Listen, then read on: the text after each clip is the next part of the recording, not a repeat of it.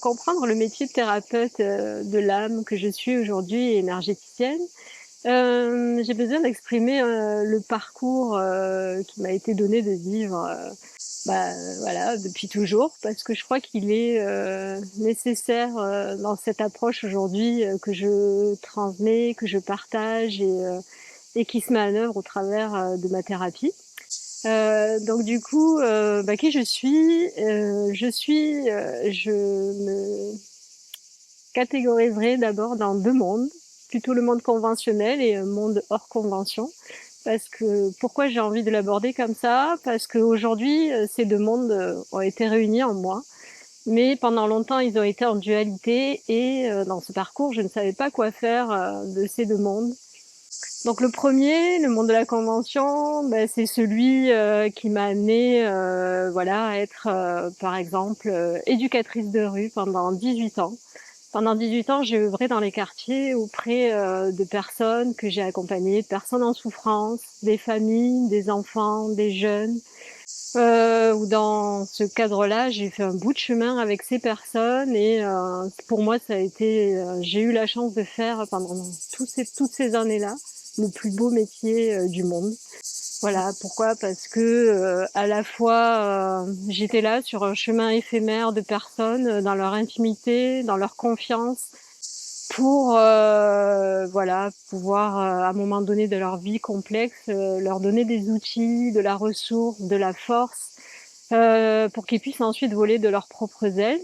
Et en même temps, dans ce chemin où je transmettais, partageais, porter les autres, eux aussi m'apportaient énormément, notamment le fait, l'humilité, la simplicité, la sensibilité et puis un regard sur le matériel qui est devenu pour moi petit à petit futile et pas nécessaire bien sûr dans une vie puisque au quotidien je côtoyais quand même des gens en grande difficulté qui n'avaient pas grand-chose, mais justement dans ce pas grand-chose ils trouvaient l'essentiel et ils faisaient quand même avec dans leur vie et voilà. Donc du coup j'ai beaucoup aussi appris de ces personnes-là, ils m'ont beaucoup enseigné et dans ce parcours, je les remercie du fond du cœur et je suis pleine de gratitude pour toutes ces personnes que j'ai croisées. Et dans ce chemin-là aussi, dans cette convention où il faut avoir un métier et où j'ai eu la chance quand même de faire celui que j'aimais, j'ai aussi tracé mon chemin et dans ce chemin-là, j'ai éprouvé le besoin encore de partager donc ce que j'étais en tant éducatrice de rue, tout ce que j'avais appris. Du coup, j'ai ressenti le besoin de reprendre des études à l'âge de plus de 40 ans. Voilà, ma fille avait alors 2 ans. Non, du coup, j'avais 37 et j'ai fait un master pro, voilà, en développement social et en ressources humaines. Et grâce à ça, j'ai pu mettre ma passion à la fois de l'écriture au service de tout ce que j'avais pu voir d'injuste au travers de ce parcours, au travers de ce que je cautionnais pas, au travers des politiques publiques qui pouvaient être maltraitantes, qui pouvaient être violentes à l'égard des personnes qui parfois n'ont rien, à l'égard des enfants, comment on pouvait utiliser ce système-là. Et du coup, j'ai pu aussi, grâce à ce master-là, m'inscrire en tant que formatrice en sciences sociales. Donc du coup, j'œuvre encore dans ce sens-là depuis. Donc j'ai commencé en 2014 et aujourd'hui encore, je donne des cours à des étudiants, à des moniteurs éducateurs, à des assistants sociaux, à des éducateurs. Et c'est toujours un plaisir de transmettre ma pratique et de la transmettre. Pourquoi toujours avec cette envie de partager le monde du sensible, le monde de l'humilité, de la réciprocité. Parce que trop souvent dans mon métier, j'ai été confrontée parfois malgré eux, hein, mais dans des politiques publiques ou des professionnels qui voulaient dominer l'autre, qui étaient en surplomb, qui étaient dans une position de pouvoir. Et voilà, moi ça me tient à cœur de ramener les choses dans la sensibilité, l'humilité, l'hypersensibilité et dans la réciprocité surtout, donc dans le respect de l'autre. Donc c'est pourquoi je maintiens ce métier aujourd'hui-là parce que j'ai envie de transmettre cette posture-là à des professionnels qui vont être confrontés tous les jours aux autres et voilà et que on fait pas ça dans une position de surplomb, mais bel et bien voilà, dans le respect de l'autre et la marge de manœuvre qu'on lui laisse aussi dans sa vie, quoi, et dans toutes les compétences et les ressources qu'il porte. Donc voilà, mon parcours, donc c'est aussi ça, du coup, éducatrice de rue, formatrice en sciences sociales. Et puis il y a 5 ans, j'étais très fatiguée de tout ça, fatiguée beaucoup d'aider les autres. Il faut bien le dire parce qu'en fait, quand on aide les autres, on s'oublie soi. Et donc du coup, tout mon corps s'est mis à parler, tout mon corps s'est mis à me dire là stop, il faut que t'arrêtes. Donc du coup, et puis parce que voilà les politiques, j'en pouvais plus de cautionner du racisme, j'en pouvais plus de cautionner on se serve des habitants pour avoir des subventions dans les quartiers. Et tout ça, c'était à l'encontre de mes valeurs. Et ce que j'ai appris donc du coup de ce métier-là, c'est que plus tu vas à l'encontre de tes valeurs, plus tu ne te respectes pas toi-même à rester centré sur ce que tu veux transmettre, et plus tu mets mal à l'aise tout ton être. Et donc du coup, il y a 5 ans, j'ai tout arrêté. J'ai tout arrêté et grâce à quoi, en fait, ce qui est venu sur mon chemin et que aujourd'hui, j'ai vraiment envie de transmettre ça parce que pour moi, c'est essentiel et c'est devenu un axe fort de ma vie. Du coup, c'est la méditation. Alors, à l'âge de 30 ans, quand même, j'avais commencé à faire un bout de chemin.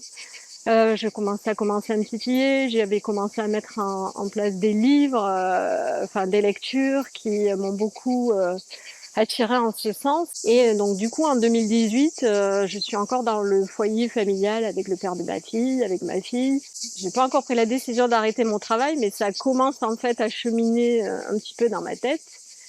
Et donc 2018, je dis à mon compagnon alors, écoute, viens, ça te dit, on va apprendre à méditer.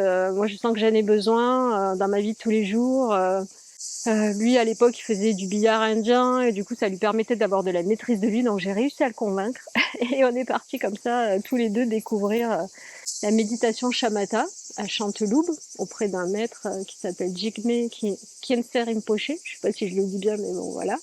Et donc, on a fait une retraite de 5 jours où on a appris 6 heures par jour à méditer, à se recentrer, à connecter. C'était du non-stop et véritablement... j'avais pas conscience encore que ça avait mis en route vers moi un chemin énorme, mais je crois que là j'avais semé les graines de quelque chose de plus grand que moi qui allait émerger. Donc, qu'est-ce qui s'est passé alors en 2019? Du coup, je commençais à méditer assez régulièrement dès que je le pouvais, entre ma vie de famille, ma vie de maman, ma vie de formatrice, ma vie d'éducatrice, ma vie de femme. Donc, je pensais un peu, j'arrivais à trouver un peu de temps pour moi. Et donc du coup, quand je méditais, j'étais vraiment bien et je sentais que je lâchais, que je me connectais avec quelque chose qui faisait un. Et c'est comme ça que petit à petit, la notion d'unité et de quelque chose d'un amour plus grand a commencé à naître en moi. Et donc du coup, c'est là où j'ai pris véritablement la décision d'arrêter mon travail et véritablement avec l'envie de méditer matin et soir et de m'y connecter. Et ça m'appelait, et je le sentais au fond. Donc du coup, j'ai fait une rupture conventionnelle en 2019 et j'ai arrêté mon travail et j'ai commencé à prendre soin de moi et à me connecter véritablement à ça. J'ai fait une deuxième retraite. J'ai suivi à nouveau une semaine les enseignements du maître qui m'avait enseigné la méditation. Et à la fin de la semaine, j'ai pris refuge, ce qu'on appelle, j'ai pris refuge, ça parlera à qui ça doit parler. Et je vous dis ça pourquoi? Parce qu'à la fin, le maître termine par cette phrase et il dit, maintenant, je ne suis plus responsable de ce qui va se passer dans vos vies. Et quoi qu'il arrive, ne venez pas m'appeler, ça sera que de votre propre ressource parce que vous venez de faire un choix dans votre vie et ça risque de tout chambouler. Quand il dit ça, je me dis, qu'est-ce qu'il dit lui là? C'est pas possible, ça peut pas chambouler. Bon, c'est encore, il raconte n'importe quoi, c'est pas possible. Et puis finalement, j'ai compris depuis 5 ans tout ce qu'il voulait dire, c'est-à-dire que en fait, plus je me connectais à la méditation et plus je vivais des choses à la fois extraordinaires et à la fois déstabilisantes dans ma vie parce que depuis j'ai perdu tous mes repères, j'ai laissé mon travail que je connaissais. J'ai laissé mon foyer familial que je connaissais. Du coup, j'ai quitté le père de ma fille. C'est pas un chemin facile, mais je l'ai fait. Ce qui est énorme dans ce chemin, c'est que ma fille, qui est, je pense, déjà très connectée, mais bon, ça, c'est encore un autre sujet. Mais voilà, a compris et m'a encouragée en ce sens-là. Et vraiment, j'ai jamais culpabilisé d'avoir fait ce chemin-là grâce à elle, à son énergie. Et cette phrase qu'elle m'a dite, c'est mais l'essentiel, maman, c'est que tu sois heureuse. Donc du coup, normalement, c'est nous qu'on dit ça à nos enfants, mais là, c'est elle qui m'a poussée avec sa belle énergie. Et voilà, donc du coup, bah, j'ai perdu un petit peu tous mes repères et j'ai tout lâché. Et plus je méditais, plus il se passait des choses dans ma vie, et notamment bah, le retour à ce qu'on appelle à son âme, en fait. Hein. Donc c'est véritablement ça, c'est-à-dire que j'ai commencé à l'entendre, à me connecter à elle et à recevoir en fait bah, déjà énormément d'amour.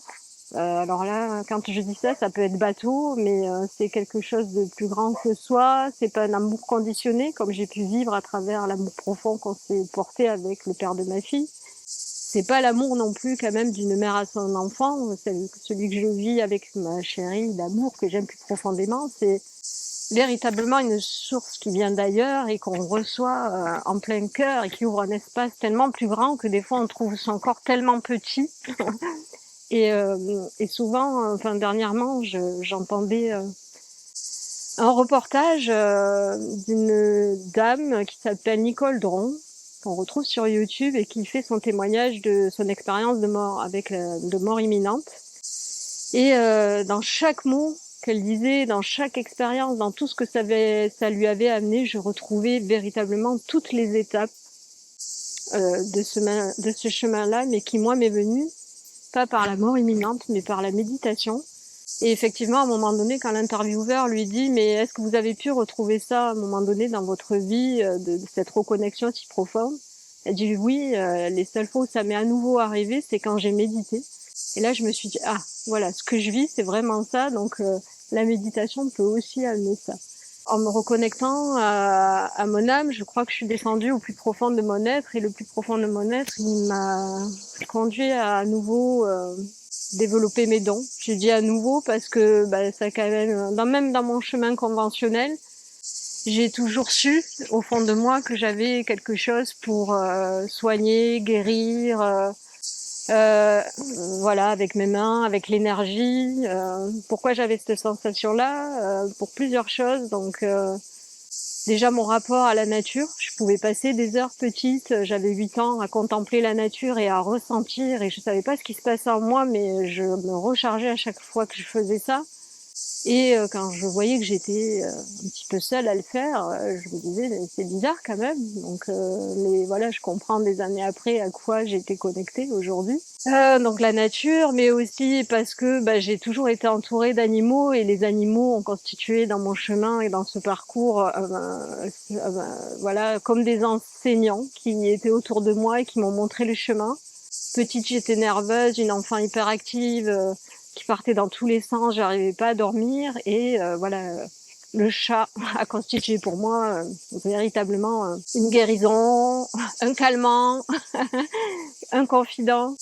Il m'a aidé dans ce chemin à grandir. Puis j'ai toujours soigné les animaux, je les récupérais avec cette sensation idiote à l'époque que je ressentais comme ça, mais qui me parlait et que je recevais ce que je devais faire. Et du coup, je les amenais à 14 ans sur ma moto, dans le sac à dos, chez le vétérinaire. Et voilà, c'était des grands moments, donc déjà connecté à tout ça. Donc dans ce monde de la convention, il y a toujours quand même eu ce lien, ce pont avec cette sensation énergétique qu'on était relié à toute cette nature profonde. Une nature qui était là en fond et qui me connectait, je pense déjà à mes dons, puisque c'était bien ça le sujet, et aussi voilà un rêve que je faisais régulièrement, mais vraiment et que j'ai fait pendant longtemps, où j'avais cette possibilité juste à travers ma pensée de déplacer des objets et je faisais ce rêve mais tout le temps, et j'avais déjà pareil, je devais avoir 5 ans quand je commençais à le faire, et j'ai grandi avec véritablement cette sensation voilà, de pouvoir faire quelque chose de cette énergie qui était en moi. Et donc quand je m'ouvre à tout ça au travers de la méditation, bah forcément, ces dons vont apparaître. Alors non, je ne déplace pas des objets, pas encore en tout cas, mais c'est ce qui va venir en fait être la trame de mes soins aujourd'hui. Alors, et ce qui est chouette, et c'est là où le monde de la convention, donc que j'ai appelé, et le monde de l'intangible, de leur convention va se relier ensemble, c'est que et que j'ai voulu vraiment véritablement vous poser qui j'étais aussi. Alors c'est pas par prétention que j'ai voulu vous parler de mon métier d'éducatrice, c'est pas par prétention que j'ai voulu parler de mon master, de mon métier de formatrice, c'est que véritablement ils apportent à moi une compétence également qui se relie aujourd'hui dans mes soins énergétiques. Pourquoi? Parce qu'en fait j'ai pris conscience que le verbe, la parole, c'était ce que j'avais mis en œuvre pendant 20 ans dans les quartiers, et que cette parole, ce verbe, il a toujours porté beaucoup d'amour, de l'authenticité. Enfin, j'ai jamais joué avec les gens. J'ai toujours été moi-même. Je suis restée véritablement ancrée à la petite fille que j'étais, à ce que je suis intérieurement. Et voilà, j'ai jamais été dans la fausseté. Et donc du coup, le pouvoir du verbe aujourd'hui, il a vraiment. Je pense que voilà, ça se connecte de cœur à cœur.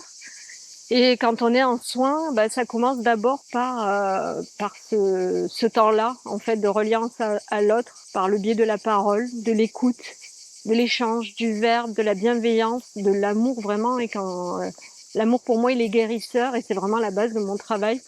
Et voilà, je le dis pas pour faire bien, je le dis pas pour être dans un mouvement qu'on pourrait appeler New Age, machin. Enfin moi, tout ça là, je sais même pas ce que ça veut dire. Je sais juste que voilà, l'âme, A-M-E apostrophe O-U-R, l'amour, m'habite véritablement en moi, et c'est ce que je donne à travers ce temps d'échange. Donc au-delà de ce temps d'échange ensuite, comme j'ai compris dans ce chemin méditatif que je ne suis qu'un être d'énergie, du coup, ce que j'ai été amenée à comprendre en fait, c'est que quand on n'est que des êtres d'énergie, du coup, on peut se connecter à tout ce qui existe autour de nous, et notamment, donc je l'ai dit, la nature qui représente une haute fréquence, mais aussi l'amour qui descend d'ailleurs et que je capte et que je connecte, qui est pour moi, j'appellerais ça la conscience universelle, la source universelle. Et quand j'arrive à connecter tout ça, il y a plein de magnétisme, d'énergie qui se dégage de moi, et à travers ça, je suis connectée à un champ de conscience qui me transmet des informations, des indications, des possibilités. Et, euh, et en fait, je crois que les personnes, quand elles viennent me rencontrer, elles sont pas là par hasard, et elles savent qu'elles peuvent faire un bout de chemin avec moi, et qu'elles peuvent m'ouvrir leur âme, parce que aujourd'hui, j'ose le dire.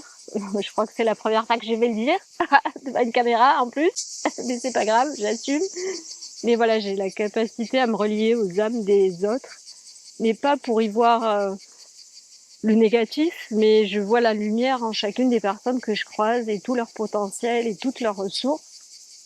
Et du coup, voilà, quand je suis dans mes soins, l'idée c'est de ne pas imposer à l'autre son chemin, mais c'est pouvoir, à travers des outils, éclairer un petit peu de cet énorme potentiel que cette personne a, et qu'elle ne voit pas forcément à l'instant T où elle me rencontre.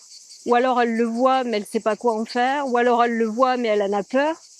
Et du coup, voilà, dans cet échange, dans ce temps de soins énergétiques, on va aller se relier à l'âme de la personne, pour que véritablement ensuite l'être qui est en face de moi puisse œuvrer de ses propres ailes, parce que je crois qu'on a véritablement en soi, chacun de nous, notre propre médecin. Donc j'appelle ça le médecin de l'âme. On est chacun médecin de notre âme, et que si on sait entendre cette petite voix intérieure, si on sait entendre notre corps, si on sait entendre notre esprit, si on se connecte à tout ça, on peut véritablement s'apporter une auto-guérison. Donc vous comprendrez bien que du coup, dans ce que je vous dis là, c'est que si à la rigueur vous venez me voir ou si les personnes ne viennent me voir que pour un soin, eh ben, l'idée c'est que derrière, après, ils ne reviennent pas me voir parce qu'ils sont devenus souverains dans leur santé et que comme moi, ils ont eu la chance du coup de se reconnecter à tout leur savoir intérieur qui va les guider vers leur propre santé et quoi faire.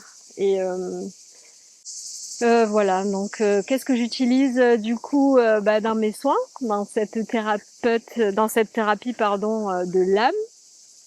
Eh bien, donc outre l'espace du verbe, l'espace d'expression, l'espace de la parole, qui va véritablement vibrer au travers de l'échange, très important dans cet espace-là où la personne va donner son intention de soin. Donc son intention de soin, il va être souvent lié à son être, comment dire, physique ici et maintenant, avec sa demande explicite.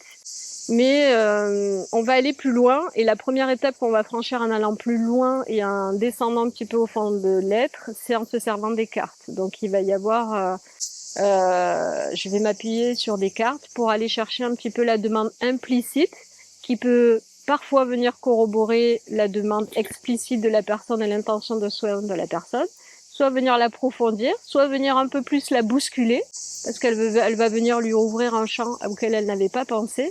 Mais dans tous les cas, quand on est sur le tirage de cartes, celui-ci vient compléter dans le monde de l'invisible, j'ai envie vraiment de le dire comme ça, ou dans le monde de l'intangible, dans le monde énergétique en fait. On va vraiment, grâce aux cartes, être dans cette profondeur-là. Et une fois que l'intention donc du coup de la personne et l'intention des cartes sera posée en soin, du coup j'invite la personne à venir sur la table. Et qu'est-ce qui se passe sur la table? C'est qu'on va venir travailler sur l'ensemble des chakras. Donc les chakras sont nos portes d'entrée énergétiques et comme je l'ai déjà mentionné tout à l'heure, quand on prend connaissance que nous sommes que des êtres d'énergie, nous avons un corps physique certes, mais qui est fait de ces portes d'entrée énergétiques que sont les chakras. Et parfois la vie, donc de tous les jours, ne serait-ce qu'avec l'anxiété, le stress, tous les parasitages qui viennent à nous, il y a des portes d'entrée énergétiques qui se bloquent.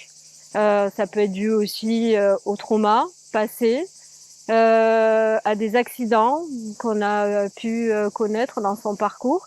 Et du coup, émotionnellement, énergétiquement, ça vient vraiment bloquer, obstruer ces portes d'entrée.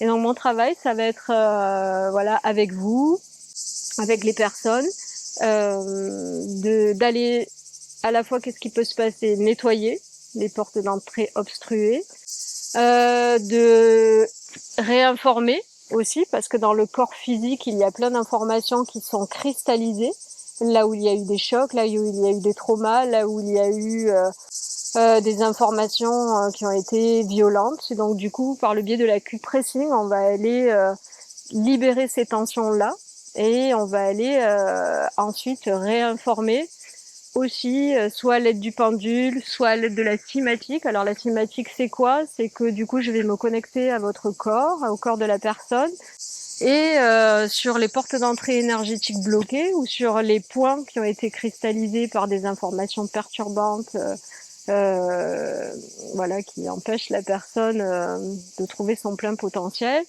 Du coup, je vais émettre une vibration avec ma voix et ce qui va venir en fait recharger, réinformer les cellules par le biais de la vibration.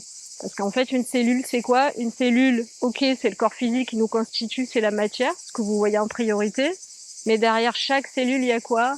Neutrons, protons, électrons. Alors, je suis pas physicienne, j'irai pas plus loin, je veux pas dire de bêtises, mais en tout cas, ça, c'est un ensemble de choses qui vont tourner entre elles et il y a plus d'espace vide au final que de matière et tout cet espace vide autour de ces neutrons, protons, de ces particules, c'est en plus grand nombre donc on comprend mieux pourquoi nous sommes des êtres énergétiques quand on a ce prisme-là et ce regard-là au travers de l'infiniment petit. Donc du coup, si on admet que nous sommes des êtres d'énergie et que du coup nous sommes faits de vibrations, si on admet que j'ai cette possibilité-là et qu'on l'a tous, mais moi j'ai pu par le biais de la méditation me reconnecter à ça. Et donc du coup, Si on admet ça, j'ai la possibilité de me connecter à des champs énergétiques qui m'entourent et qui me donnent la vibration juste pour venir réinformer votre corps, libérer de la tension et revenir le faire venir libérer en fait la tension qui vous est par le biais du son. En fait, j'aime bien. Avant moi, il y a plein d'autres gens qui en ont parlé, et notamment un physicien qui l'a prouvé. Et aujourd'hui, beaucoup de sciences vont en ce sens-là. Donc c'est Masaru Emoto, si je me trompe pas, mais il faudra vérifier. Mais voilà, qui lors d'une expérience a montré cet espace de champ énergétique qui peut se transformer du pouvoir du verbe sur l'énergie, en prenant un verre d'eau qu'il a mis sur une table, autour de lui des personnes. Ce groupe de personnes-là, on leur a demandé de ne dire que des mots de haine, des mots de violence, de parler à l'eau et d'informer l'eau qu'à travers ce verbe d'agressivité. Et ensuite, on a fait la même chose, un verre au milieu de l'eau et un autre groupe qui ne sont venus informer l'eau que d'amour, de paroles bienveillantes, etc. Donc ce physicien, voilà, cette idée qu'il a eue, c'est qu'il a congelé ces deux récipients d'eau. Et ensuite, qu'est-ce qu'il a fait? Il est allé, grâce au pouvoir du microscope, il est allé voir dans la matière ce que ça donnait.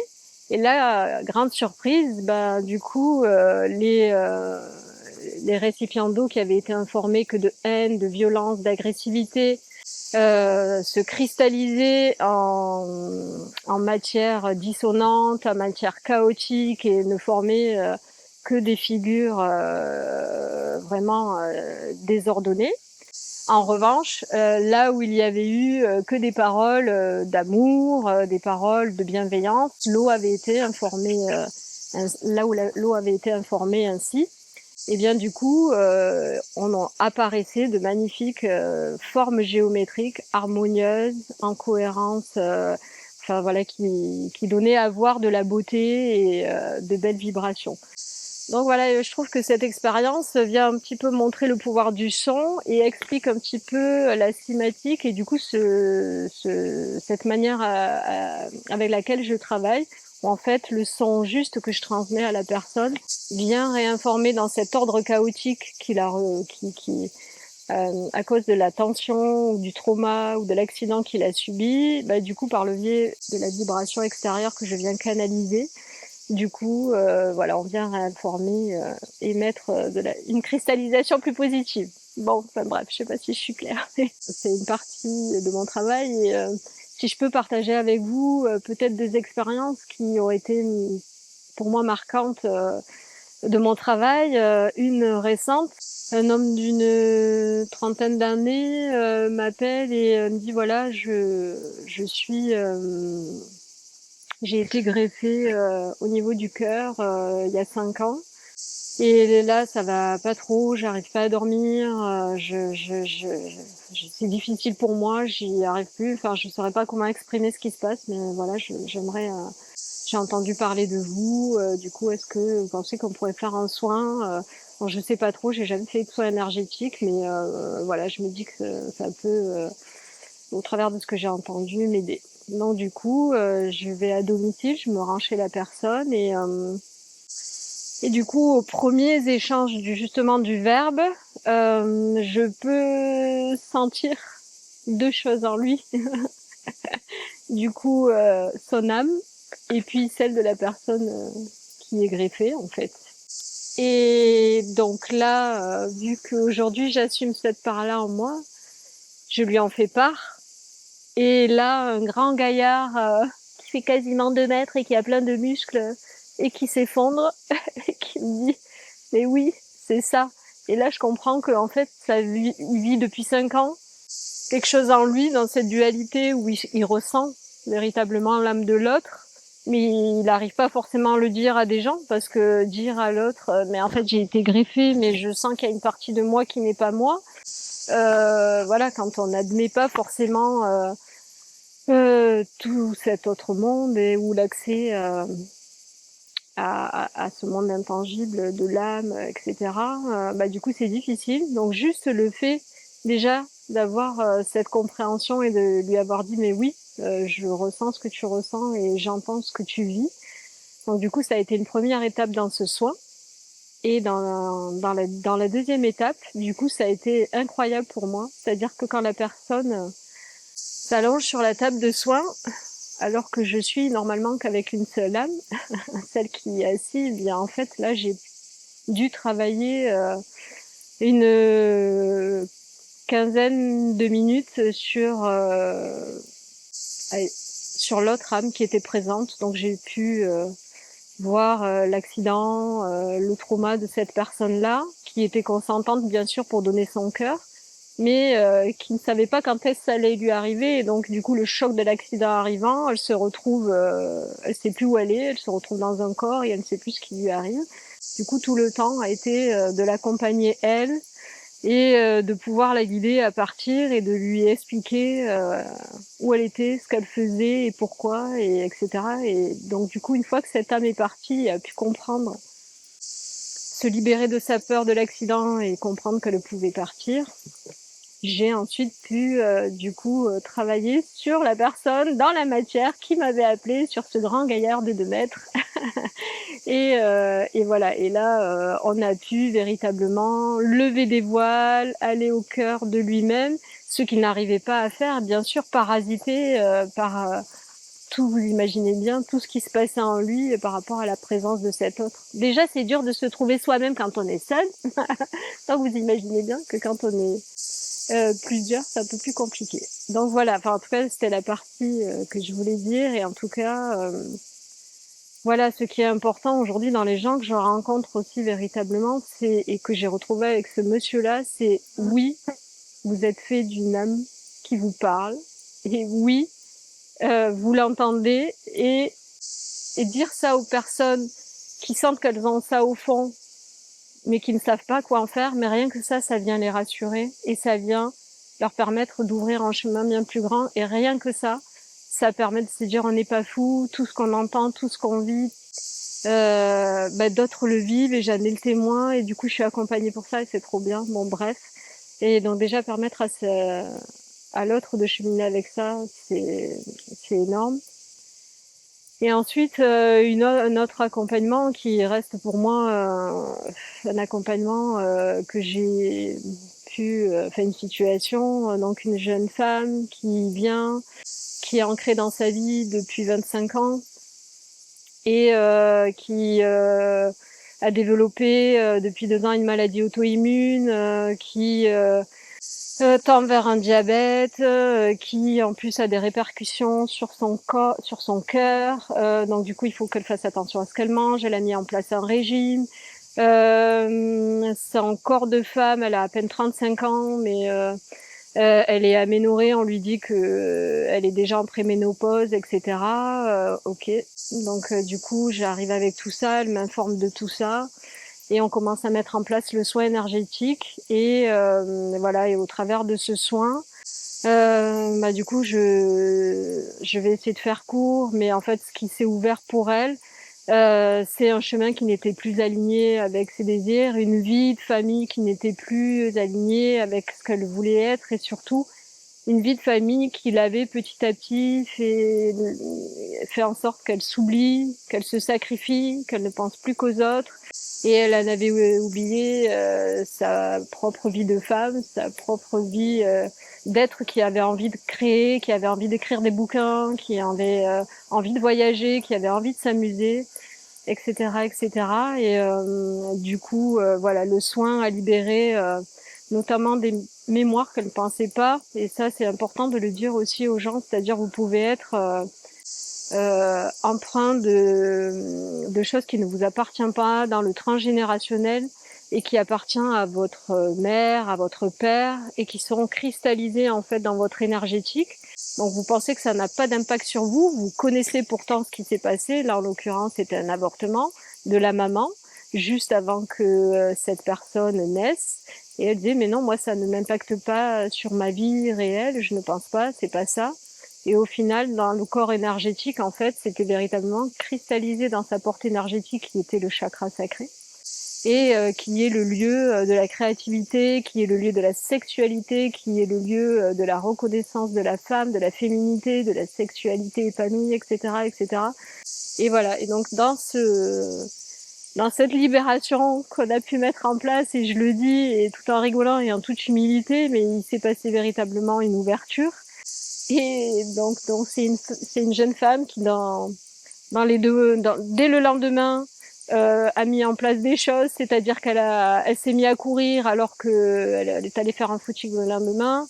Une semaine avec toute sa famille, elle a entraîné son fils avec elle, elle a entraîné son amoureux avec elle. Mais une semaine après, elle a appelé un coach pour travailler sur son corps physique. 2 mois après, elle commençait à remettre en cause véritablement son couple, sa sexualité, son épanouissement de femme. Elle commençait en se reconnectant à son corps. En fait, elle s'est reconnectée à qui elle était aussi, parce qu'en fait, on ne peut pas faire ce chemin de l'être sans se reconnecter aussi à son corps. Les deux sont étroitement liés, c'est-à-dire que quand on commence à ouvrir là-haut tout le champ énergétique, ensuite ce qui va venir dans un deuxième temps, c'est véritablement de s'ancrer dans son corps, parce que le corps est le véhicule de l'âme, et que si à un moment donné on prend pas soin de ce dernier, si on le laisse tomber, si on ne le calcule plus, si on ne le met pas en mouvement, si on voilà, on ne le nourrit pas de choses saines. Du coup, ce qui va se passer, c'est que le corps physique va tomber malade, et c'est ce qui se passait véritablement chez elle, en fait. Hein. C'est-à-dire que, du coup, elle avait tellement tout fermé, et tout, même son corps, que du coup, elle est tombée malade avec des choses très profondes. Et quand elle a tout réouvert, donc voilà, donc du coup, la réouverture vers son espace féminin. Donc 4 mois après, eh ben, elle suivait son chemin de femme, et elle prenait un appart. Elle vivait une autre vie de famille. Pareil, elle avait peur par rapport à la place de l'enfant, mais aujourd'hui, 1 an et demi après que tout ça se soit passé, son fils a complètement accepté tout ce changement-là en elle, et donc les enfants ne sont pas un frein, c'est juste que nos propres peurs qui sont des freins. Donc et non, pour continuer, avec cette jeune femme, et ce qui nous amène du coup au corps physique, c'est que derrière, la maladie auto-immune a quasiment disparu. Ses règles sont revenues, parce que reconnectée à son corps de femme, à sa féminité, voilà, à des amours profonds qui nourrissent son âme et son cœur aujourd'hui.